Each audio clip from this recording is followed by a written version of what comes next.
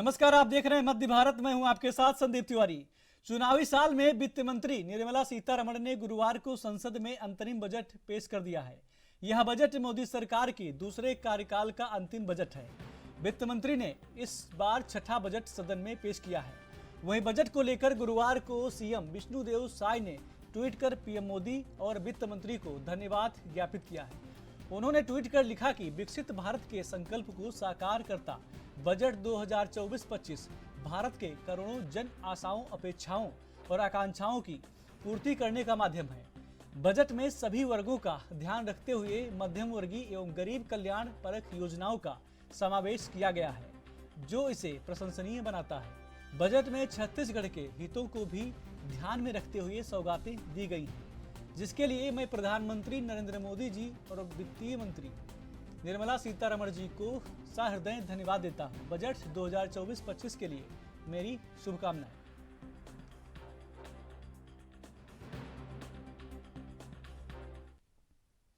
और अंतरिम बजट पर मध्य प्रदेश के मुख्यमंत्री मोहन यादव ने कहा, प्रधानमंत्री मोदी के नेतृत्व में देश को आगे बढ़ाने का प्रयास सभी विभाग कर रहे हैं।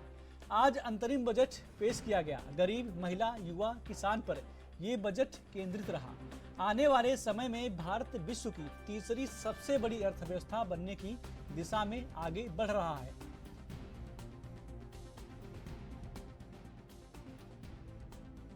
प्रसन्नता है कि लगातार यशस्वी प्रधानमंत्री श्रीमान नरेंद्र मोदी जी के नेतृत्व में देश को आगे बढ़ाने का प्रयास विभिन्न विभाग कर रहे हैं। और खास करके जो बजट आज का लेखानुदान के नाते से आया, पूर्ण बजट तो जुलाई में आएगा, लेकिन हम सब जानते हैं कि उनके सर्वहितैषी, सर्वस्पर्शी कामों के आधार पर सभी विभागों पर्याप्त ध्यान देते हुए खास करके गरीब, महिला, युवा, किसान पर केंद्रित प्रधानमंत्री ने इस बजट को जो ध्यान केंद्रित किया, जिसके कारण से लगभग 25 करोड़ हमारी आबादी गरीब रेखा से बाहर आई है। ये बहुत बड़ा एक तरह से उपलब्धि है। और उसी प्रकार से ये जो देश की दुनिया की चौथी अर्थव्यवस्था के रूप में भारत परिवर्तित हुआ है। और आने वाले समय में ये जो नया टेन्योर आएगा, इसमें तीसरी अर्थव्यवस्था का जो उनका संकल्प है, उसका पूरा बेस दिखाई दे रहा है। ये अमृतकाल में भारत को 2047 तक दुनिया का नंबर 1 देश बनाने की दिशा में जो काम किए जा रहे हैं, उसके परिणाम है। और खास करके इस 2 करोड़ लोगों को नए आवास देने की जो कल्पना की गई है, ये तो बगैर कोई कारण से गरीब लोग अपना घर नहीं बना पा रहे हैं, उनके घर पे वो अभिशाप नहीं है, ये परमात्मा की कृपा है। यशस्वी प्रधानमंत्री हर गरीब के घर पक्की छत का जो सपना देखते हैं, उसका ही परिणाम है कि उनने अभी जो पुरानी गरीबी रेखा की लाइन थी, उसमें बड़े पैमाने पे वो काम किया था। और 2 करोड़ नए घर का जो संकल्प किया, ये अद्भुत है। इसी के साथ साथ हमारी आंगनवाड़ी, आशा कार्यकर्ता और इनको सबको भी आयुष्मान योजना का जो लाभ दिया है, ये लंबे समय से दरकार थी कि ऐसे जो थोड़े अपनी सेवाएं देते थे गरीब वर्ग है, उनको भी लाभ मिलना चाहिए। आगामी खास करके जिस प्रकार से डिजिटल इंडिया को बढ़ावा देने की बात कही है, और डिजिटल इंडिया के माध्यम से बड़े पैमाने पर बहुत सारे सुधार भी लागू किए जा रहे हैं। इन सुधारों के बलबूते पर भारत बहुत आगे बढ़ेगा। और खासकर मिडिल क्लास के लिए जो नई आवास योजना लेकर के आए हैं, इसका लाभ भी हमारे लिए एक बड़ा उपलब्धि भरा रहेगा।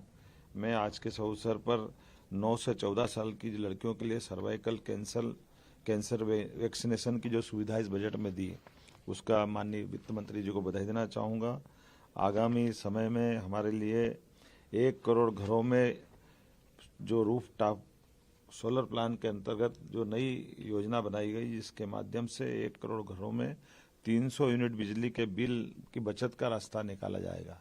ये न केवल ऊर्जा के क्षेत्र में क्रांतिकारी कदम है, इसका बड़ा लाभ हमको मिलेगा। मध्य प्रदेश में पर्यटन की अपार संभावना है। ऐसे पर्यटन को लेकर के माननीय नरेंद्र मोदी जी की सरकार ने वित्त मंत्री जी के माध्यम से लगभग 75,000 करोड़ के ब्याज मुक्त ऋण देने का जो निर्णय किया है, ये हमारे लिए बिल्कुल आमूलचूल परिवर्तन कर देगा। पर्यटन अब केवल एक क्षेत्र में नहीं, पर्यटन से कई सारे सेक्टर में लाभ मिलेगा। और मध्य प्रदेश में तो अपार संभावना है। उड़ान योजना के अंतर्गत 517 नए रूट पर एयरपोर्ट्स का निर्माण और विस्तार, ये हवाई यातायात की दिशा में बहुत बड़ा माइलस्टोन का काम करेगा। अभी मैंने ग्वालियर से अहमदाबाद की नई फ्लाइट का आकाशा एयरलाइंस का शुभारंभ किया है। ऐसे भविष्य में बहुत बड़े पैमाने पर हवाई यातायात की संभावना मध्य प्रदेश में, क्योंकि मध्य प्रदेश बहुत भौगोलिक दृष्टि से बड़ा है, ऐसे में हमारे इस यातायात का भी लाभ मिलेगा। उम्मीद करता हूँ ये उम्मीदों भरा बजट भारत की प्रगति में, उन्नति में और आर्थिक दृष्टि में एक नई ऊंचाई तक पहुंचेगा। मेरी अपनी ओर से श्रीमती निर्मला सीतारमण जी को बधाई, माननीय प्रधानमंत्री जी को बधाई। और इसी परिप्रेक्ष्य में हमारे विभिन्न विभागों को जोड़ करके हम अपने लेखानुदान में इन बजट का लाभ लेंगे और मध्य प्रदेश को देश का नंबर 1 का राज्य। वहीं केंद्रीय बजट पर कैबिनेट मंत्री कैलाश विजयवर्गीय ने प्रतिक्रिया दी है। उन्होंने कहा कि बजट प्रधानमंत्री की दूरदर्शिता का बजट है। ये बजट आने वाले कई सालों को देखकर बनाया गया है। वहीं इसके अलावा ज्ञानवापी पर आए फैसले पर विजयवर्गीय ने कहा कि मुगलों ने हमारे 1000 मंदिरों को लूटा और तोड़ा है। कोर्ट ने जो फैसला दिया है वो सबूत के आधार पर है।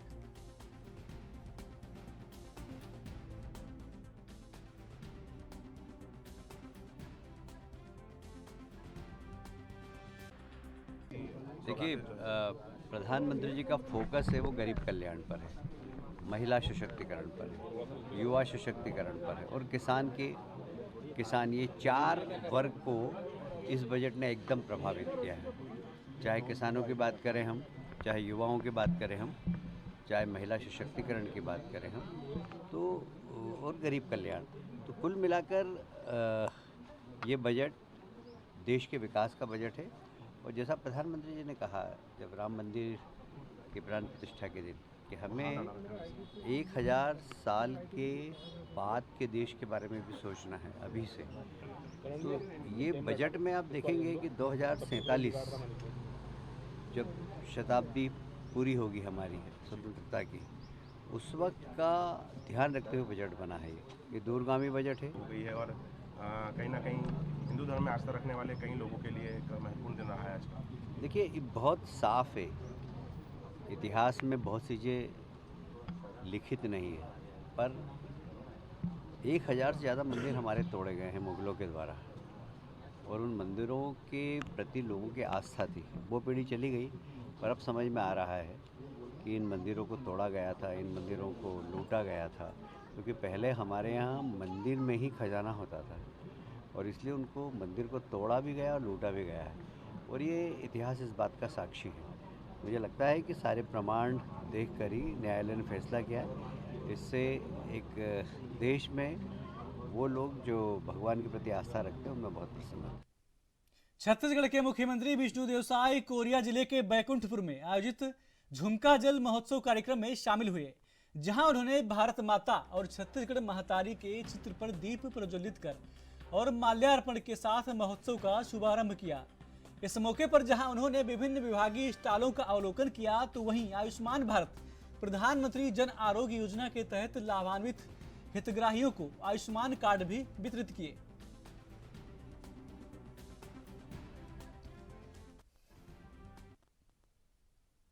छत्तीसगढ़ के मुख्यमंत्री विष्णुदेव साय ने बुधवार को महानदी भवन में पुलिस और प्रशासन के आला अधिकारियों की हाई लेवल बैठक को लेकर राज्य में नक्सल उन्मूलन अभियान की गहन समीक्षा की।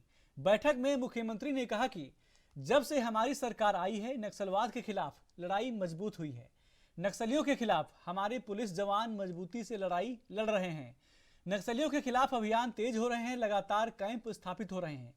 पिछली सरकार ने नक्सलवाद के खिलाफ गंभीरता से लड़ाई नहीं लड़ी, लेकिन हमारे सुरक्षा बल के जवानों ने माओवादियों, आतंकियों के खात्मे की कार्रवाई की शुरुआत की है।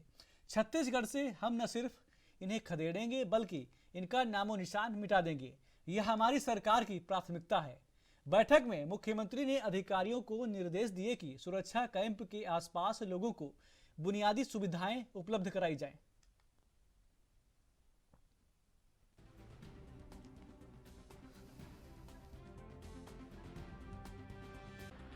रणनीति तय की गई आज की बैठक में। आज के बैठक में हमारे गृह मंत्री भी थे, सीएस थे, डीजी थे और अधिकारी थे और उसमें यही तय हुआ कि जो सुरक्षा कैंप अभी लगातार नए नए स्थापित हो रहे हैं और सुरक्षा कैंप मतलब आसपास के जो गांव हैं, वहाँ के जो लोग हैं, उनको बुनियादी सुविधा उपलब्ध कराना, उनके बसाहट तक रोड बने, उनका पक्का का घर बने, उनके घरों में बिजली पहुँचे, पानी पहुँचे, गैस का सिलेंडर पहुँचे, राशन पहुँचे। मतलब सुरक्षा कैंप स्थापित होने का ही मतलब है। लेकिन शायद नक्सलियों को ये भी मतलब अच्छा नहीं लगता है कि गरीबों के पास सरकार की ये सब सुख सुविधाएँ पहुँचे और इस तरह से सुरक्षा कैंप का लोग विरोध करते हैं। लेकिन हमारे जवान बिल्कुल भी हतोत्साहित नहीं हैं और सरकार पूरी तरह से उनके साथ में है और मजबूती के साथ।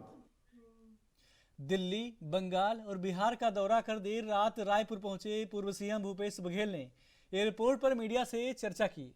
पूर्व मंत्री ने यहां आकर आयकर विभाग के छापे को लेकर बघेल ने कहा कि बीजेपी की सरकार को अपराध या अपराधियों से मतलब नहीं है, कांग्रेस से मतलब है। कांग्रेस पार्टी पूर्व मंत्री अमरजीत भगत के साथ है। हम अपने सभी साथियों के साथ केंद्रीय एजेंसियों से लड़ेंगे। उन्होंने बताया कि राहुल गांधी की यात्रा में हर जगह गजब का उत्साह दिख रहा है।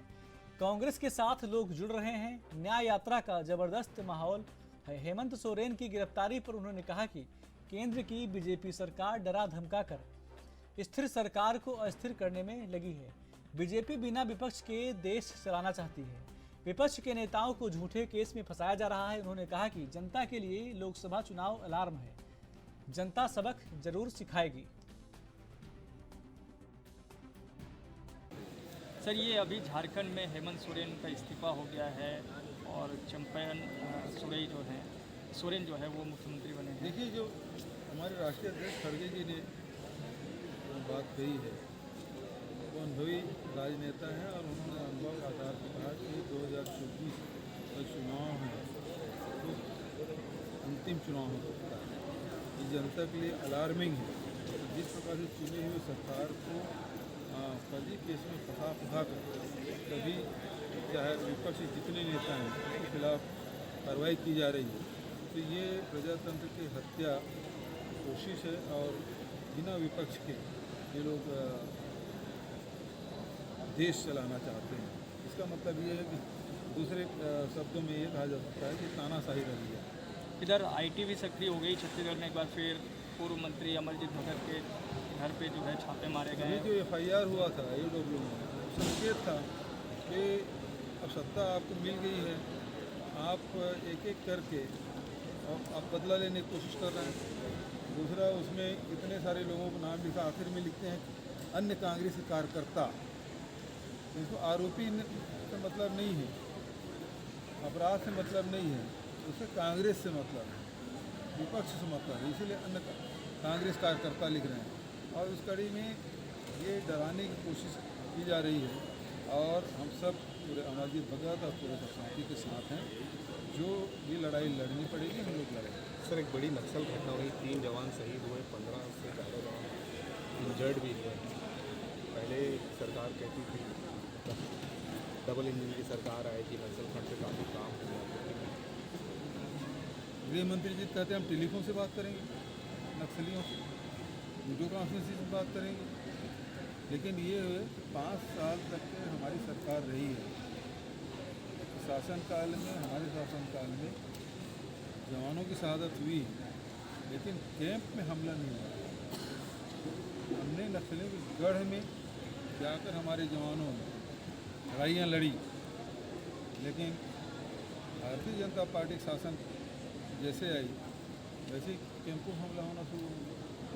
मैं वीर शहीद जवानों को श्रद्धांजलि अर्पित करता हूँ, उसके परिवार के प्रति संवेदना व्यक्त करता हूँ और इस प्रकार की घटना नहीं होनी चाहिए। मध्य भारत में खबरें और भी हैं, छोटे से ब्रेक के लिए रुकते हैं।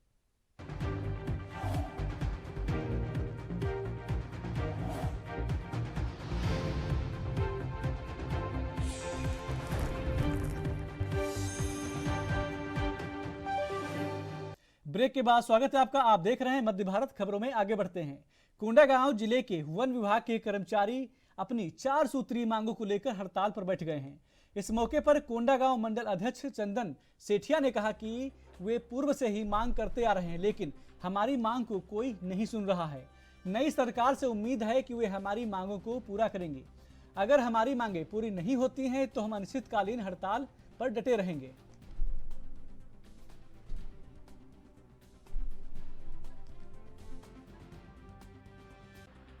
क्रांति आह्वान पर हम लोग यहाँ पे 1 फरवरी 2024 से जो हमारी 4 सूत्री मांगे हैं उसको लेकर यहाँ पे धरने पे बैठे हुए हैं। हम जो प्रमुख मांग है, जैसे कि हमारे जो 2009 में हमारे जो वनपाल से उपवन क्षेत्रपाल में जो पदोन्नति होती थी, जिसे लघु वनोपज में प्रतिनियुक्ति पर साल भर के लिए रखा जाता था, परंतु उस जो 2009 में जो समझौता हुआ था उसको खत्म करके उस 80 जो संविदा भर्ती है उसको बंद किया जाए और जो समझौते के तहत जो हमारा जो चल रहा था उसी प्रकार से भर्ती की जाए।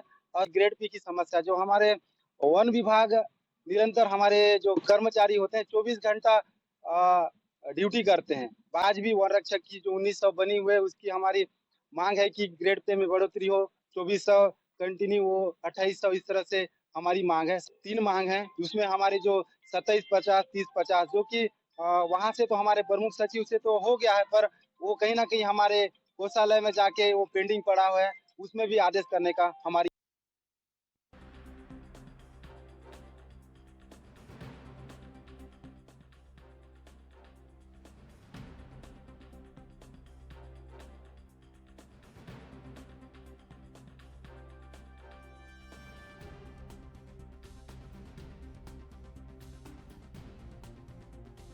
खबरों में आगे बढ़ते हैं। नवगठित जिला खैरागढ़ छुई खदान गंडाई के अंतर्गत आने वाली ग्राम कोटरी छापरा से मुड़िया तक 3 किलोमीटर सड़क निर्माण का कार्य पीडब्ल्यूडी विभाग के ओर से ठेकेदारों से कराया जा रहा है, लेकिन यहां ठेकेदार पर आरोप लग रहे हैं कि वे यहां खुलकर भ्रष्टाचार कर रहे हैं।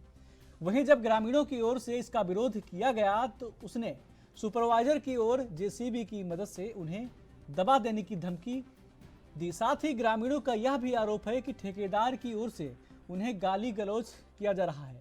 फिलहाल पीड़ितों ने इस मामले की शिकायत कलेक्टर से की है।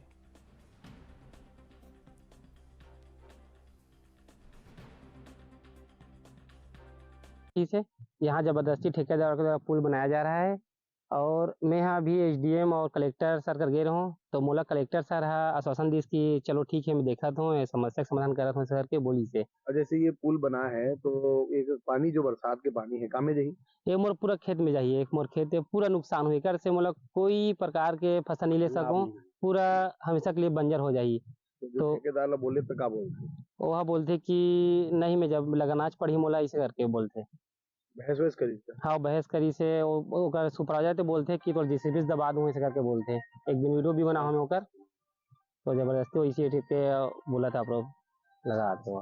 खैरागढ़ जिला के अधीनस्थ ग्राम है, ये कोटरी छापर नाम से ग्राम है। यहाँ सड़क निर्माण हो रहा है। सड़क निर्माण में ठेकेदार के द्वारा भ्रष्टाचार तो किया ही जा रहा है, लेकिन उसके अलावा किसान को भी परेशान कर रहा है। वो ठेकेदार के द्वारा आधी रात को 12 बजे उनके खेत के सामने पुल गड़ा देता है और जिससे पानी जाए, पानी निकासी होगा करके, लेकिन वो सारा पानी जो है उस किसान के खेत में जाना है तो किसान जो है बर्बादी की ओर चला जाएगा। किसान काफी परेशान है। किसान ने इस संबंध में एनबी न्यूज को भी बताया और साथ में उन्होंने कलेक्टर एसडीएम को शिकायत भी किया है। किसान का कहना है कि कलेक्टर महोदय ने उनको आश्वासन दिया है, अब देखना यहाँ है कि कार्रवाई होता है कि नहीं होता है। और इस तरह से जो सड़क निर्माण ठेकेदार के द्वारा लाखों में किया जा रहा है, लेकिन कहीं भी ये बोर्ड नहीं लगा है कि किस तरह से कितना निर्माण होना है। इस तरह से ठेकेदार के द्वारा खुल के भ्रष्टाचार किया जा रहा है। जिस गिट्टी को डालना चाहिए उस गिट्टी का इस्तेमाल नहीं कर रहा है। आप सीधा देख सकते हैं सड़क तरफ, मैं चाहूंगा कि दिखाएं इस तरह से। शिवपुरी के कमलागंज क्षेत्र के शासकीय सीनियर बालिका छात्रावास की छात्राओं ने कलेक्टर के नाम जिला पंचायत सीईओ के एक शिकायती आवेदन सौंपा है, जिसमें छात्राओं ने हॉस्टल वार्डन पर मनमानी करने का आरोप लगाया है और हॉस्टल में मिलने वाली सुविधाओं में सुधार करने की मांग की है। उधर शिकायत लेकर पहुंची छात्राओं ने बताया कि हॉस्टल में उन्हें मेन्यू के हिसाब से नाश्ता और खाना नहीं दिया जाता है। यही नहीं, हॉस्टल में गंदगी भी रहती है, टॉयलेट में बाल्टियां नहीं है, नहाने की व्यवस्था ठीक नहीं है। इसके अलावा हॉस्टल में आए दिन बिजली व्यवस्था बिगड़ जाती है। जब वार्डन से शिकायत करते हैं तो हमें डांट देती हैं। छात्राओं ने बताया कि जब हॉस्टल में खाने से लेकर अन्य व्यवस्थाओं में सुधार लाने की शिकायत हॉस्टल अधीक्षिका लता कटारे से की जाती है तो उनकी ओर से उन्हें हॉस्टल से निकालने की धमकी दी जाती है। छात्राओं ने बताया कि हॉस्टल में बढ़ती जा रही अनियमितता की शिकायत दर्ज कराने से पहले ही अधीक्षिका अधिकारियों के पास पहुंच जाती हैं। आज भी जब शिकायत दर्ज कराने के लिए पहुंची तो उससे पहले ही अधीक्षिका जिला पंचायत के दफ्तर में पहुंच चुकी थी। फिलहाल जिला पंचायत सीईओ उमराव मरावी ने छात्राओं को समस्याओं का दूर करने का आश्वासन दिया है।